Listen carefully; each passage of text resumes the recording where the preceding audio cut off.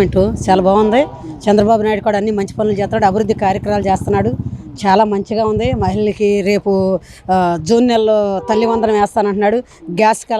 3 gas కలెక్షన్లు ఇచ్చాడు. మరి అన్ని అభివృద్ధి కార్యక్రమాలు అన్నీ చేస్తున్నాడండి.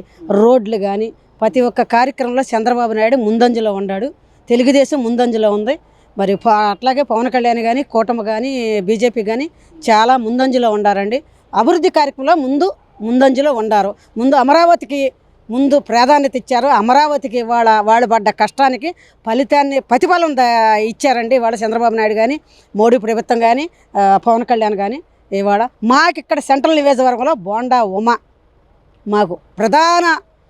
మాకు రాష్ట్రం అంతా ఒక ఎత్తు అయితే మాకు సెంట్రల్ నియోజకవర్గంలో బోండా ఉమ గారు ఒక ఎత్తు అండి. బోండా అంటే 70 ఏళ్ళు మెజార్టీతో వచ్చిన వాళ్ళు ఎవరైనా ఉండారంటే అది బోండా ఉమాశ్రావు గారు అండి. మాకు ఆడవాళ్ళకి కానీ జెంట్స్కి కానీ లేడీస్కి కానీ చాలా ఏదంటే అది వెళ్తే మాకు 10 నిమిషాల్లో పనులు చేసి పంపించే బోండా ఉమాశ్రావు మాకు ఎమ్మెల్యేగా ఉంటాం. మా అదృష్టం అండి. చాలా మేము గర్వపడతాం. ఇలాంటి ఎమ్మెల్యే ఉంటే మేము ఎంతైనా ముందుకెళ్తాం.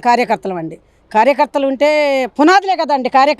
పునాదులు వేసాడండి. ఇక్కడ సెంట్రల్ నియోజకవర్గంలో బోండా ఉమ పునాదులు వేసాడండి. ఆ పునాదుల మీద అది 7 వెళ్ళొచ్చు, 8 స్టైల్కి వెళ్ళచ్చు, 9 స్టైల్కి వెళ్ళచ్చు, ఎన్ని స్టైల్కైనా వెళ్ళొచ్చు అండి. ఇక్కడ పునాది వేసింది బోండా ఉమ అండి. ఇక్కడ సెంట్రల్ నియోజకవర్గంలో అది ఎన్ని స్టైల్కి వెళ్ళిద్దో అన్ని స్టైల్కి అన్ని సంవత్సరాలు మా బోండా ఉమ గారు ఎమ్మెల్యేగా కొనసాగుతారు. రేపు వచ్చే 2029లో కల్లా ఆయన మంత్రి పదవిగా మేము చూస్తామండి. ఫస్ట్ కోటాలో మంత్రి పదవిగా ఆయనకి ఇస్తారు చంద్రబాబు నాయుడు. మేము అందరం ఆశిస్తున్నామండి.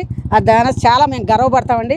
ఎమ్మెల్యే గారు ఉండాలి. మాకు ఇలాంటి ఎమ్మెల్యే మాకుంటే మేము ఎంతో ముందుకెళ్తాం, కార్యకర్తలకు పనిచేస్తామని మేము మా ఆశాభావం ఎత్తుకు చేస్తున్నామండి.